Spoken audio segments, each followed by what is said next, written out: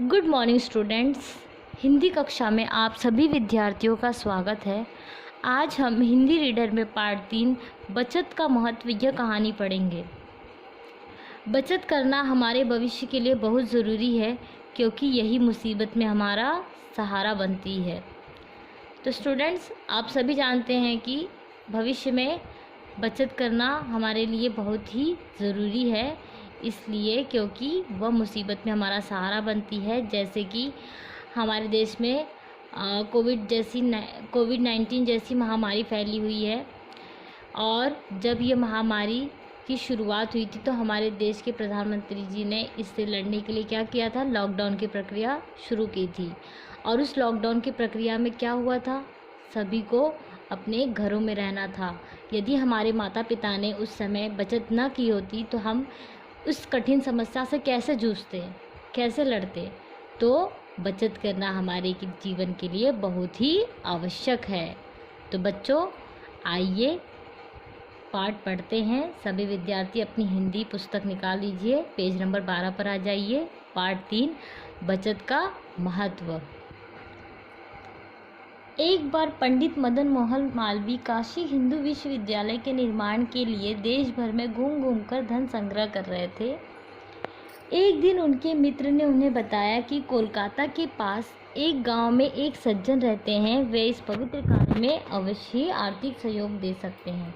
बस फिर क्या था, मालवीय जी वहां पहुंच गए। पंडित का क्या नाम था बच्चों? पंडित का नाम था मदन मोहन मालवीय जी। वे किस विश्वविद्यालय के निर्माण के लिए धन संग्रह कर रहे थे? वे काशी हिंदू विश्वविद्यालय के निर्माण के लिए धन संग्रह कर रहे थे।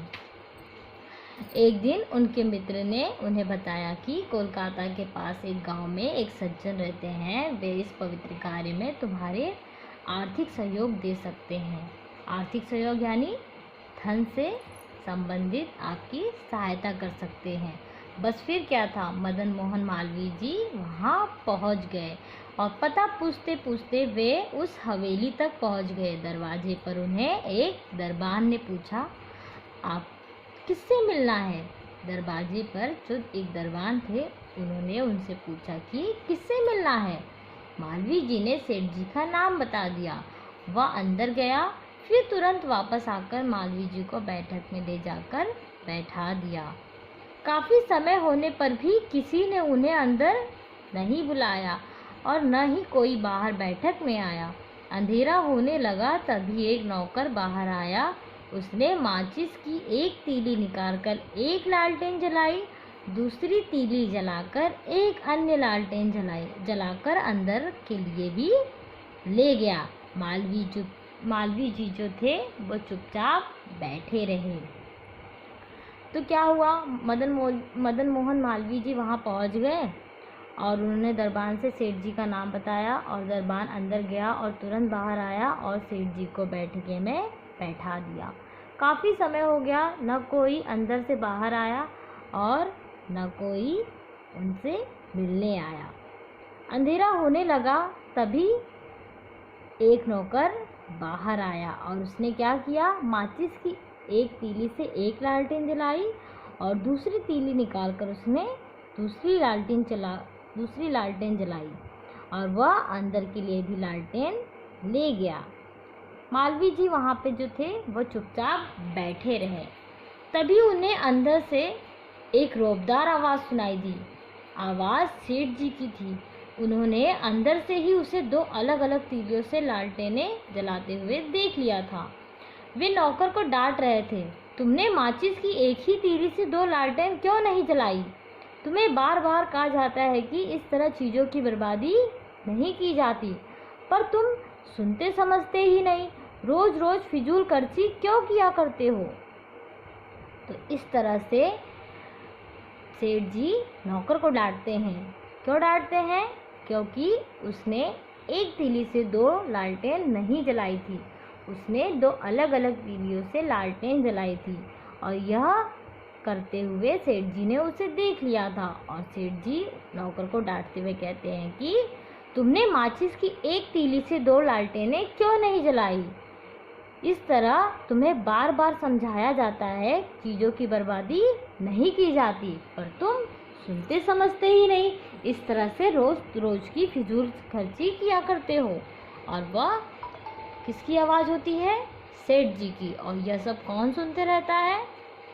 यह सब मदन मोहन मालवीय जी सुनते रहते हैं। नौकर को इस तरह डांटते देखकर मालवीय जी को लगा कि कैसा कंजूस सेठ है।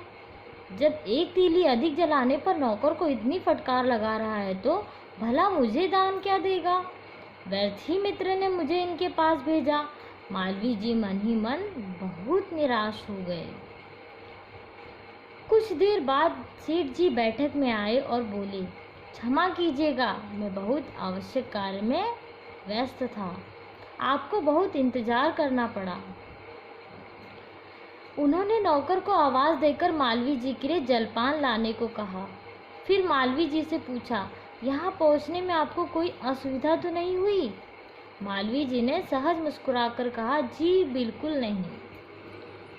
तो बच्चों, मालवीय जी बैठक में बैठे यह सब देखते रहते हैं। फिर मालवीय जी मन में सोचते हैं, कहते हैं कि जो व्यक्ति नौकर को 2 अलग तीलियों से जलाते हुए लालटेन देखकर इतना डांट रहा है, कैसा कंजूस है सेठ है। जब एक अधिक तीली जलाने पर नौकर को इतनी डांट लगा सकता है, इतनी डांट फटकार लगा सकता है, तो भला मुझे क्या दान देगा? व्यर्थ ही मेरे मित्र ने मुझे इनके पास भेज दिया। और वे मन ही मन बहुत निराश हो गए। कुछ देर बाद बैठके में कौन आया? बैठके में सेठ जी आए और उन्होंने क्या कहा मालवीय जी से? उन्होंने मालवीय जी से कहा, क्षमा कीजिएगा, मैं बहुत आवश्यक कार्य में बिजी था, व्यस्त था, आपको बहुत इंतज़ार करना पड़ा। उन्होंने नौकर को आवाज़ देकर कहा कि मालवीय जी के लिए जलपान लाइए। फिर क्या था? फिर मालवीय जी से पूछा सेठ जी ने कि यहाँ पहुँचने में आपको कोई असुविधा तो नहीं हुई? मालवीय जी ने मुस्कुराकर कहा, जी बिल्कुल नहीं। सेठ जी बोले, मेरे मित्र ने आपके और आपके कार्य के विषय में सूचना भिजवा दी थी। यह कहकर सेठ जी ने मुनीम को बुलाकर क्या लाने के लिए कहा? चेकबुक लाने के लिए कहा। चेकबुक आने पर सेठ जी ने 7 लाख रुपयों का चेक लिखकर मालवीय जी के हाथों में दे दिया। मालवीय जी आश्चर्य से उस चेक को देख रहे थे। तो बच्चों, ऐसा क्यों होता है? क्योंकि मालवीय जी को ऐसा लगता है कि सेठ जी बहुत कंजूस है, क्योंकि उन्होंने नौकर को डांट दिया था 2 अलग अलग तीली जलाने से। यही सोच में वे डूबे हुए हैं कि जो व्यक्ति नौकर को 2 अलग तीलियों से लालटेन जलाते हुए देखकर डांट फटकार लगा सकता है, वो इतना बड़ा चेक कैसे दे सकता है। वो यही सोच विचार में डूबे हुए उस चेक को देखते रहते हैं। मालवीय जी को शांत देखकर सेठ जी बोले, कहिए पंडित जी, रकम कम है क्या? लेकिन फिलहाल मैं इतनी ही राशि दे पाऊंगा, दूसरी बार फिर सेवा का प्रयत्न करूंगा। मालवीय जी को तब भी अपने विचारों में डूबा देखकर उन्होंने फिर पूछा, पंडित जी क्या सोचने लगे, बात क्या है? तो बच्चों, जो मदन मोहन मालवीय जी हैं, वह अपने हाथों में 7 लाख का चेक देखकर वह आश्चर्यचकित हो जाते हैं कि सेठ जी ने 7 लाख का चेक दिया है। और वह उसी सोच विचार में डूबे हुए उस चेक को देखते रहते हैं। और मालवीय जी उन्हें शांत देखकर कहते हैं कि पंडित जी बताइए, रकम कम है क्या? लेकिन फ़िलहाल मैं आपकी इतनी ही मदद कर सकता हूँ। लेकिन मालवीय जी फिर भी उसी विचारों में डूबे हुए हैं। और उन्हें डूबा हुआ देखकर सेठ जी फिर पूछते हैं, पंडित जी क्या सोचने लगे हैं, बात क्या है? मालवीय जी ने कहा, धन्यवाद, पर मैं यही सोच रहा था कि 2 लालटेनों को 2 अलग अलग तीलियों से जलाने के लिए जो व्यक्ति नौकर को इतनी डांट सकता है, वो इतना बड़ा उदार भी हो सकता है। मैं तो सोच रहा था कि शायद यहाँ से खाली हाथ लौटना पड़ेगा। सेठ जी ने मुस्कुराकर कहा, आपका सोचना काफ़ी हद तक ठीक ही है। आप एक पवित्र उद्देश्य को लेकर चल रहे हैं, लेकिन मैं अगर नौकर को इस तरह छोटी छोटी फिजूल खर्ची के लिए नहीं रोकता तो आज इतनी बड़ी राशि एक महान कार्य के लिए कैसे दान कर पाता।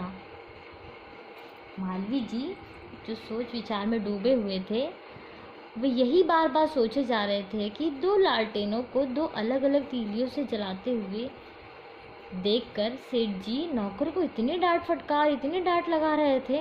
वो इतने बड़े दयालु कैसे हो सकते हैं, वो इतने बड़े दयालु भी हो सकते हैं, यही सोच रहे हैं वे। और शायद वो यह भी सोचने लगे थे कि शायद मुझे यहाँ से खाली हाथ लौटना पड़ेगा। सेठ जी को जब यह बात पता चलती है, वे मुस्कुराकर कहते हैं कि आपका सोचना काफ़ी हद तक ठीक ही है, लेकिन आप एक पवित्र कार्य को लेके चल रहे हैं, इसलिए मैंने आपको इतनी बड़ी रकम दी है। लेकिन अगर मैं नौकर को इस तरह से छोटी छोटी फिजूल खर्ची पर बिना किसी मतलब के, बिना किसी अपव्यय के, बिना किसी फिजूल खर्ची को नहीं रोकूंगा तो इतनी बड़ी राशि मेरे पास कैसे एकत्रित हो पाएगी, मैं एक महान कार्य के लिए कैसे दे पाता। जब यह बात मालवीय जी सुनते हैं, वे उनकी सोच को समझ जाते हैं कि बचत करना हमारे जीवन के लिए बहुत ही आवश्यक है। तो बच्चों, इस कहानी से आपने क्या सीखा? इस कहानी से हमने यह सीखा कि बचत हमारे भविष्य के लिए बहुत ज़रूरी है।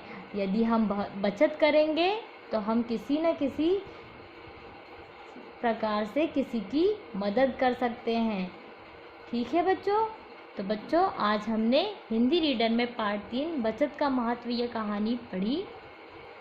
आपको इस पाठ पर आधारित असाइनमेंट दिया जाएगा, तो सभी विद्यार्थी इस पाठ को ध्यानपूर्वक कहानी को सुने। और आज शाम 5 बजे आपको असाइनमेंट दिया जाएगा और कल शाम 5 बजे आपको असाइनमेंट करके जमा करना होगा।